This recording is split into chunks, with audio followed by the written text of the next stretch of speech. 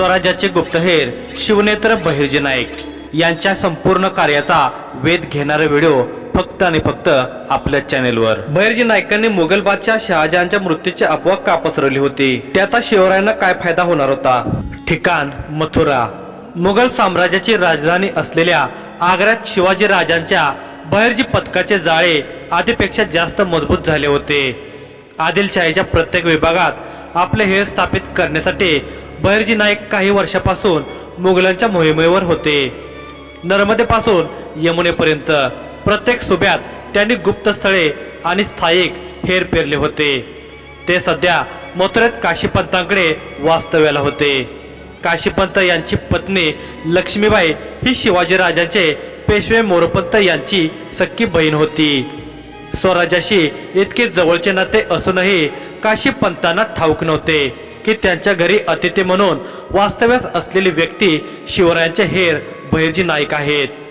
नाईक काशीपंतांच्या घरी अतिथी म्हणून गेले होते, कारण काशीपंतांचा पुत्र कृष्णाजी पंत हा बहिर्जी पथकाचा हेर होता। त्याच्या आग्रहाखातर नाईक 2 दिवसापासून त्याच्या घरी आले होते। गेली 3 वर्षे उत्तरेत बहिर्जी पथकाचे जाळे पसरवण्यात कृष्णाजी पंत नाईकांना मोलाची साथ देत होता, परंतु ही बाब कधीही काशीपंतांच्या निदर्शनास आली नव्हती, कारण बहिर्जी नाईक राघवपंत या नावाने आग्र्यात पुरोहिताचे कार्य करत होते। आग्र्यात तुर्तास तरी हिंदू या ब्राह्मणांची विजापूर सारखी पिळवणूक होत नव्हती। त्याचे कारण हेच की शहाजहानपेक्षा दारा शुकोवाचे राज्य कारभारात हस्तांतरण वाढले होते, त्याचे ब्राह्मणांना अभय होते।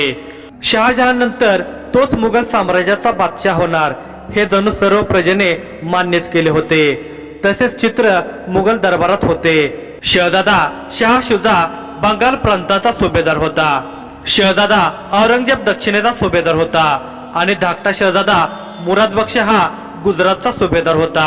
एकटा दारा शुकोह आग्र्यात शहाजहान जवळ होता।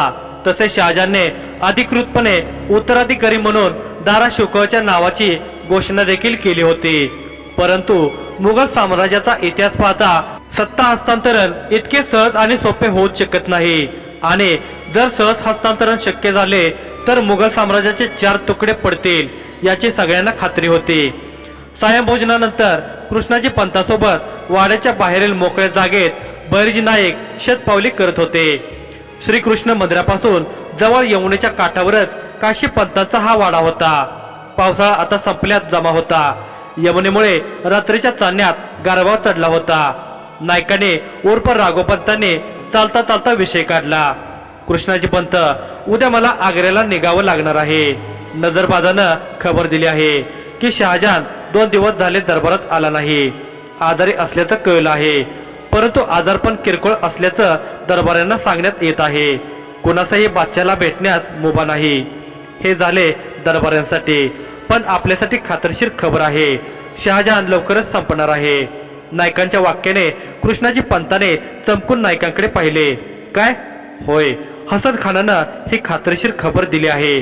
नाईकांनी बातमीचे सूत्र उघड केले होते। हसन खान हा शाही हकीम सैफुल्ला खानाचा सहाय्यक होता। 7 वर्षापूर्वीच बहिर्जी पथकाचा हेर हैदरने शाही महालापर्यंत पोहोचण्याचा प्रमुख स्रोत म्हणून हसन खानाला सैफुल्ला खान सोबत कार्य करण्यास पाठवले होते। 7 वर्षे निष्ठेने शाही परिवाराची सेवा केल्याने त्याच्यावर शहाजहान आणि दारा शुकोहचा मोठा विश्वास निर्माण झाला होता। तसे हसन खान हा मूळ पुण्याचा पिढीजात वैद्य होता। त्याचाच लाभ त्याला बहिर्जी पथकाच्या या मोहिमेत झाला होता आणि पुढेही होत राहणार होता। बहिर्जी पथकातील हेरांच्या अंगी असलेली अचूकता, दूरदृष्टिकोन आणि कमालीचा संयम यामुळे भारतभर एका छोट्या राजाच्या हेराने आपली मुळे घट्ट रोवली होती। नेमकं काय आजारपण आहे, कृष्णाजी पंताने विचारले। तेच सविस्तर जाणून घ्यायचं आहे। आता तुमच्यावर एक जबाबदारी आहे कृष्णाजी पंत, नाईक म्हणाले। कोणती? कृष्णाजी पंताने विचारले। उद्या पहाटेच एका नजरबाजाला राजांकडे पाठवा आणि शहाजहानची खबर पोहोचवा। मुघल सल्तनतचा हा काळ म्हणजे स्वराज्य विस्ताराची पर्वणीच आहे। वेळेआधी राजांकडे बातमी गेल्यानं राजे पटापट मोहिमांची आखणी करतील। इकडे मुघल शहजाद्यामध्ये वाद होतील। परिणामी त्यांचं दक्षिणेकडे दुर्लक्ष होईल. याचा योग्य लाभ राजांना घेता येईल. मुघल परिस्थिती सावरतील. तोपर्यंत राजे दक्षिणेतील त्यांचा प्रदेश स्वराज्यात जोडतील. जी नाईक उद्याच नजरबाजाला पाठवतो, कृष्णाजी पंत म्हणाला. कृष्णाजी पंताचा चेहरा आनंदाने खुलला होता. त्याने नायकांच्या आणखी जवळ जात विचारले, नाईक तुम्हाला काय वाटतं, ह्या मुघली शहजाद्यामध्ये युद्ध झाली तर कोण जिंकणार? हे आता सांगणं खूप कठीण आहे कृष्णाजी पंत. तसं बघायला गेलं तर दाराशुकोहला बादशहाचा पाठिंबा असल्यानं दरबारी सरदारांची त्याला साथ असेल. शिवाय तो न्यायप्रिय आहे, सर्व धर्म समभावानं वागतो. अशी व्यक्ती मुघल सल्तनतची बादशाह झाली तर हे भारतीयांसाठी उत्तमच आहे. परंतु सैन्य शक्ती बघता शहा शुजा अधिक बलवान आहे. त्यानं बंगालवर एक हाती अधिकार मिळवला आहे. पूर्वेकडील अनेक राजांना त्यानं त्याचं मांडलिक बनवलं आहे. युद्ध प्रसंगी तो मोठं सैन्य रणभूमीवर उतरवू शकतो. त्याच्या सैन्याचा सामना करण्याची ताकद दाराच्या सैन्यात नसेल. आता राहिला प्रश्न औरंगजेब आणि मुरादबक्ष यांचा. सैन्य क्षमतेचा विचार केला तर दोघांचाही शहा शुजा पुढं निभाव लागणार नाही. मुरादबक्ष अत्यंत शूर आणि पराक्रमी असला तरी रणनीती आखण्यात सपशेल मट्ट आहे.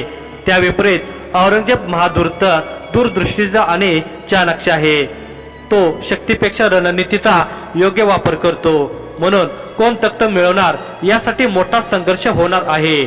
नायकाने आपला तर्क मांडला. असंही होऊ शकतं की चारही भावामध्ये एक बोलणी होऊन वाटाघाटीनं मुघल सल्तनतचे 4 तुकडे करण्यात येतील.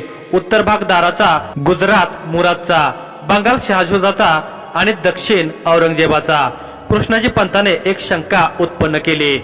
कृष्णाजी पंताच्या बोलण्यावर किंचित स्मित करत नाईक म्हणाले, असं अजिबातच होणार नाही. पित्याच्या मालमत्तेचं हे इतक्या प्रेमानं विभाजन करणार नाहीत. ते भारतीय नाहीत. त्यांचे संस्कार भारतीय नाहीत. ते तुर्की आहेत.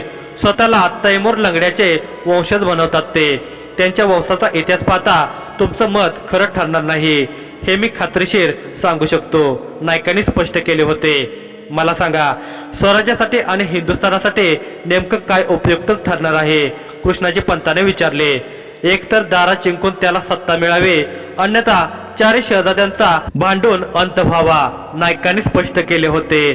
मग या राजकारणात बहिर्जी पथकाची काय भूमिका असेल? प्रत्येक शहजाद्याच्या गोटात असलेल्या बहिर्जी पथकाच्या योद्ध्यांनी कोणतं पाऊल उचलावं? कृष्णाजी पंताने महत्वाच्या विषयाला हात घातला होता. हो, लवकरच यावर राजाशी बोलून स्पष्ट करू, नायकांनी सावधपणे उत्तर दिले. खरोखर प्रत्येक शहजाद्याच्या गोटात असलेल्या बहिर्जी पथकाच्या योद्ध्यांपुढे गोंधळाची परिस्थिती उद्भवणार होती. ज्याच्या गोटात राहून आजपर्यंत कार्य केले त्याच्या समर्थनार्थ नाईलाजाने लढावे लागणार होते आणि जीवावर नाग संकट ओढवून घ्यावे लागणार होते. नायकांना हे टाळायचे होते. त्यांना आग्र्याच्या सत्ता संघर्षात बहिर्जी पथकाच्या हेरांचे प्राणपणाला लावायचे नव्हते. दूरदृष्टीने त्यांना एक मार्ग लवकर निवडायचा होता. मला वाटतं आता तुम्ही विश्राम करायला हवा. पाठ होताच तुम्हाला आग्र्याला निघायचं आहे, कृष्णाजी पंत नायकांना म्हणाले. होय, स्मित करत नाईक वाड्याच्या द्वाराच्या दिशेने जाऊ लागले. त्यांच्या पाठोपाठ कृष्णाजी पंत सुद्धा आत गेले. परंतु त्याचे मन गहन विचारात गुंतल्याचे भाव त्याच्या चेहऱ्यावर झळकत होते. कदाचित कोण्या जासुदावर राजांपर्यंत खबर पोहोचवण्याची जबाबदारी टाकण्यापेक्षा स्वतःच राजगडावर जाऊन नायकांचा शब्द राजांपर्यंत पोहोचवण्याचा त्याचा विचार असावा. दुपारचा प्रहर संपत असताना नाईक आग्र्यात पोहोचले होते.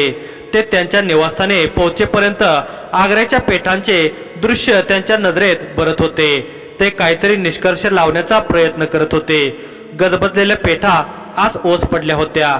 कदाचित ही दाराशुकोची सतर्कता होती. बंड दंगे धोपे उसळू नयेत म्हणून त्याने पेठा बंद ठेवण्याचे आदेश जाणीवपूर्वक दिले होते. नाईक त्यांच्या निवासस्थानी पोहोचले होते तेव्हा त्यांच्या द्वाराच्या समोरील एका बंद दुकानाकडे त्यांनी पाहिले. आजूबाजूला नजर फिरवली आणि ते निवासस्थानाच्या आत गेले. समोर जे दुकान होते ते सुद्धा बहिर्जी पथकातील एका हेराचे होते. तो नायकांपर्यंत सर्व खबरा पोहोचवण्याचे कार्य करत असे. नाईक त्यांच्या निवासाचा दरवाजा बंद करणार इतक्यात एक मनुष्य त्यांच्या पुढे येऊन उभा राहिला. नायकांनी त्याला पटकन आत घेतले आणि द्वार बंद केले. हा मनुष्य तो दुकानदारच होता. बोला किसनलाल, नायकांनी सरळ विचारले. नाईक, शहाजहान गंभीर आजारी आहे, किसनलालने सांगितले. आलं होतं कानावर, पण आजारपणाचं कारण काय? नायकांनी त्यांना विचारले. शरीरात रक्तदाब वाढला आहे, नाकावाटे रक्तस्राव होतो आहे. 70 वर्षांचा म्हातारा असून प्रणय क्रीडेचे स्वप्न बघत होता. त्याला वाटलं तो बादशाह आहे तर काही करू शकतो. त्यासाठी त्यानं उत्तेजक पदार्थाचं सेवन केलं आणि त्याचाच विपरीत परिणाम झाला, किसनलाल म्हणाले. किसनलालच्या बादशाहविषयी बोललेल्या मिश्किल शब्दाने नायकांना हसू फुटले, परंतु सावरते म्हणाले, मग त्याला कळून चुकलं आहे की तो काही आता जगत नाही, म्हणून त्यानं शाही महालाची द्वार बंद केली आहेत आणि दारा शुकवणं भविष्याची चावल घेत जोरदार तयारी सुरू केली आहे. मोठ्या प्रमाणात सैन्य भरती सुरू आहे. पण आता आपण काय करावं? किसनलालला सुद्धा कृष्णाजी पंतासारखा प्रश्न पडला होता. खरं तर हा प्रश्न सगळ्या हेरांना पडला होता. आग्र्यातल्या हेरांनी सध्या तरी दारालाच पाठिंबा द्यायला हवा. पुढे चित्र कसं बदलतं आणि त्यावर राजे काय आदेश देतात त्यानुसार आपली योजना ठरवू. कारण प्रत्येक शहजाद्याच्या गोटातील आपल्या हेरांनी इतकी वर्ष अथक मेहनत घेऊन शहजाद्यांचा जो विश्वास संपादन केला आहे तो आपल्या चुकीच्या निर्णयामुळे ढासळायला नको. ही बहिर्जी पथकाची 7 वर्षांची मेहनत आहे. आपण जाणीवपूर्वक पाऊल उचलायला हवेत. तख्तावर कोणीही बसो, आपला उद्देश स्वराज्य संरक्षणच आहे, नाईक म्हणाले. जी नाईक, किसनलालने होकार दिला. शहाजहान गंभीर आजारी असल्याची बातमी राजांकडे उद्यापर्यंत पोहोचेल. उद्या आणखी एक जासूस पाठवून सविस्तर माहिती राजांना पाठवू आणि लवकरच राजाकडून त्यांचे आदेश घेऊ. पण त्याआधी आपल्याला एक कार्य करायचं आहे, डोळे बारीक करत नाईक म्हणाले. काय? किसनलालने विचारले. मुघल बादशाह शहाजहानचा मृत्यू झाला अशी बातमी मुघल सल्तनतमध्ये वायुवेगानं पसरवायची आहे, नाईक म्हणाले. पण नाईक, असं का करायचं आपण? शहाजहान अजून जिवंत आहे आणि आपल्या अशा वर्तनामुळं दाराची रणनीती फुटू शकते. हे नुकसानकारक नाही का? किसनलालने गडबडून विचारले. नाही, नुकसानकारक नाही, उलट लाभदायक आहे. मुघल सल्तनतमध्ये गदारोळ माजेल. त्यानंतर कोणता शहजादा काय पाऊल उचलतो ते आपल्याला लवकरात लवकर कळेल. आपल्याला या बातमीमुळे कोणालाही रणनीती आखण्यासाठी पुरेसा अवधी मिळणार नाही.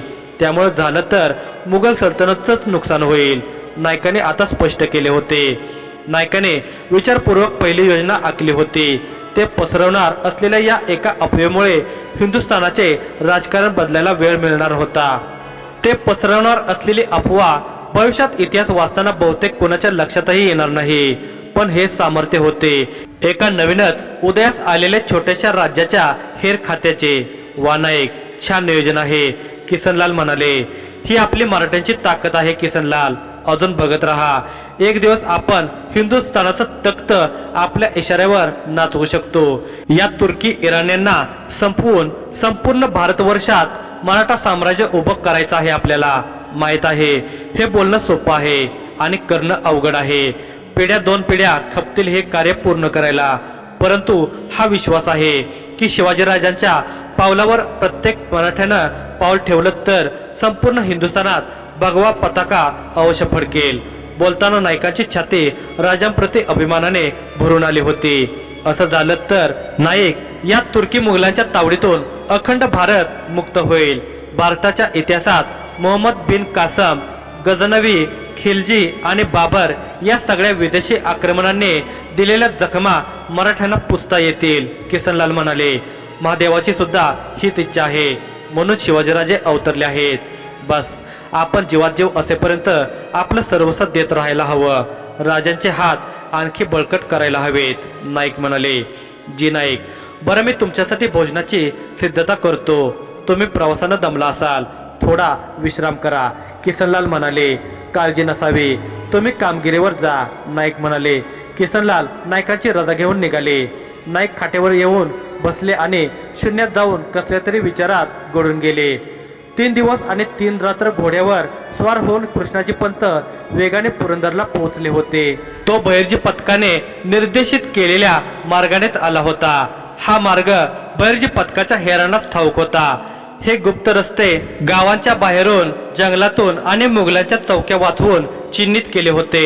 त्या रस्त्यांना अचूकपणे ओळखण्यासाठी रस्त्यांच्या खानाखुणा आणि नकाशे यांचा हेराने आधीच पुरेपूर अभ्यास केलेला असे. मध्ये मध्ये जी गुप्तस्थळे होती तेथे काही क्षण थांबून जासूद विसावा घेत असत, घोड्यांची बदली करत असत किंवा दुसऱ्या जासुदाजवळ संदेश दिला जाई आणि मग तो तिथून पुढच्या कार्याच्या सिद्धता करत असे. परंतु आज कृष्णाजी पंताने दुसऱ्या जासुदाजवळ संदेश दिलेला नव्हता. तो स्वतः स्वराज्यात आला होता. पहाटे स्वराज्याचा वारा नाकावाटे रक्तात भिनल्यापासून कृष्णाजी पंताचा थकवा अचानक शमला होता. प्रथमतः घोड्यावरून खाली उतरून त्याने माती भाळी लावली होती. त्याचे पूर्वज याच मातीत जन्मले आणि विलीन झाले होते. ही एक अभिमानाची भावना त्याच्या मनात स्पर्शून गेली होती. तो आता पुरंदरवर पोहोचला होता. सध्या किल्ल्यावर प्रचंड उल्हासाचे वातावरण होते. स्वराज्याच्या युवराजांचा जन्म होऊन 1 महिना उलटला होता. ब्राह्मणांना दानधर्म सुरू होता. हे निमित्त साधून कृष्णाजी पंत गड चढू लागले होते. कार्य साध्य होईपर्यंत त्याचे मामाश्री पेशवा मोरपंत यांचे दर्शन होऊ नये हीच तो अपेक्षा करत होता आणि घडलेही तसेच. योगायोगाने मोरपंत गडावर नव्हते. कृष्णाजी पंताने काशीवरून आल्याची ओळख देत शिवाजी राजांना भेटण्याची अनुमती मागितली. पुढच्या काही क्षणात तो शिवाजीराजा पुढे हजर झाला. छत्रपती शिवाजीराजे सदरेवरच होते. सर्वप्रथम कृष्णाजी पंताने राजांना वाकून नमस्कार केला. नमस्कार करताना त्याने बोटांची काहीतरी विशिष्ट हालचाल केली. बहिर्जी पथकाच्या करपावली भाषेत त्याने राजांना काहीतरी सूचना दिली होती. राजांनी ती अचूक हेरली. क्षणाचाही विलंब न करता राजे स्मित करत त्याला म्हणाले, पंत, आम्हाला तुमच्याशी काही खाजगी बोलायचे आहे. तेव्हा मंत्रणा कक्षात आमची भेट घ्यावी. जी राजे. राजांसमोर आलेली व्यक्ती हेर आहे हे सदरेवर मोजक्या सरदारांनी जाणले असावे. तेही त्याच्या हाताचे इशारे कुणाच्या नजरेत कैद झाले असतील तरच. अन्यथा सगळ्यांसाठी कृष्णाजी हा काशीवरून आलेला भट होता. सदरेवरील महत्वाचे कार्य आटोपून राजे मंत्रणा कक्षात आले. त्यांचे अंगरक्षक कक्षाच्या दाराबाहेर थांबले होते. राजांना आलेले पाहून कृष्णाजी पंत ताडकन उठला आणि लवून नमस्कार केला. राजे आसनावर जाऊन बसले आणि त्याने स्मित करत कृष्णाजी पंताचा नमस्कार स्वीकार केला. त्याला आसन ग्रहण करण्यास सांगितले. कृष्णाजी पंताने आज पहिल्यांदा राजांना पाहिले होते, तरी त्याच्या चेहऱ्यावर उतावळेपणा आणि भावनिकता जाणवत नव्हती. बहिर्जी पथकाचे प्रशिक्षण घेतानाच ह्या भावनावर ताबा मिळवणे तो शिकला होता. बोला पंत, काय संदेश धाडला आहे नायकांनी आणि नायक कसे आहेत? राजांनी सुरुवात केली. छत्रपती शिवाजीराजे सुद्धा कृष्णाजी पंताला प्रथमच बघत होते. त्याच्या वेशभूषेवरून ते त्याला पंत म्हणून संबोधत होते. राजे, नायक सुकुशल आहेत. अतिशय महत्वपूर्ण बातमी घेऊन आलो आहे, कृष्णाजी पंत म्हणाले. पुढे सांगण्याचा इशारा करत राजाने होकारात्मक मान हलवली. मुघल बादशाह शहाजहान गंभीर आजारी आहे. तो जगू शकणार नाही. जगला तरी राज्य कारभार करू शकणार नाही. शहजाद्यांची काय हालचाल? राजाने विचारले. त्यांना अजून शहाजहान बद्दल माहित नाही. ही बातमी त्या तिन्ही शहजाद्यापर्यंत पोहोचण्याआधी आपल्यापर्यंत आली आहे, कृष्णाजी पंताने सांगितले. राजांनी कृष्णाजी पंताच्या वाक्यावर किंचित स्मित केले आणि क्षणभर विचार करून ते कृष्णाजीला म्हणाले, ही परिस्थिती आपल्या हिताची आहे. अशी संधी पुन्हा मिळणार नाही. योगायोगाने पावसाळाही संपला आहे. 4 शहजाद्यांच्या सत्ता संघर्षात त्यांचा दक्षिणेकडे कानडोळा होईल. तेव्हा मुघलांचा काही मुलूक मारून स्वराज्य विस्तार करता येईल. राजांची आणि नायकांची विचारशक्ती जवळजवळ मिळती जुळती होती. कदाचित म्हणूनच स्वराज्य हितासाठी कोणताही निर्णय घ्यायला उशीर होत नव्हता. नायकांची सुद्धा हेच मत आहे, कृष्णाजी पंत म्हणाले. असणारच, राजाने स्मित करत म्हटले आणि पुढे बोलू लागले. पंत, नायकांना आमचा संदेश द्या. जरी परिस्थिती आपल्या हिताची असली तरी मुघलांच्या सत्ता संघर्षात 4ही शहजाद्यांच्या गोटात असलेल्या बहिर्जीच्या वीरांचा बळी देता येणार नाही.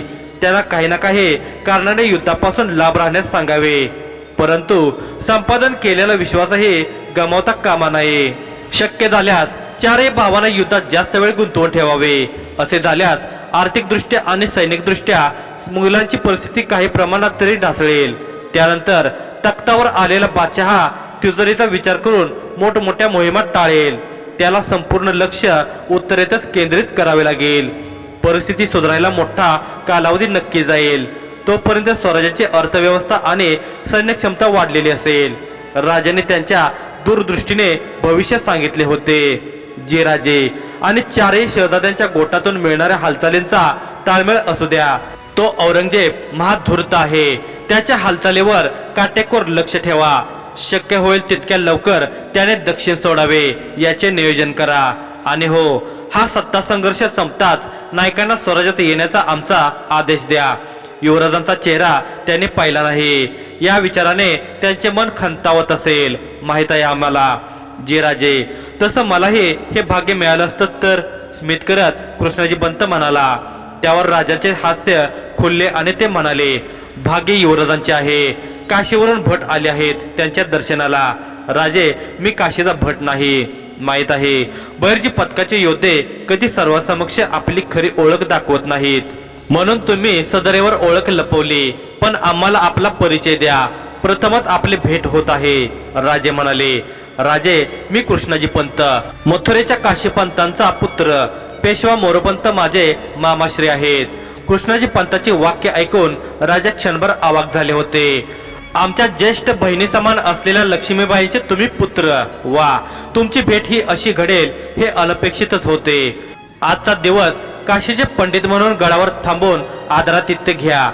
राजे स्मित करत म्हणाले, क्षमा असावी राजे, फक्त युवराजांचं दर्शन घेऊन निघतो. तुमचा संदेश नायकांपर्यंत तातडीनं पोहोचवणं आवश्यक आहे.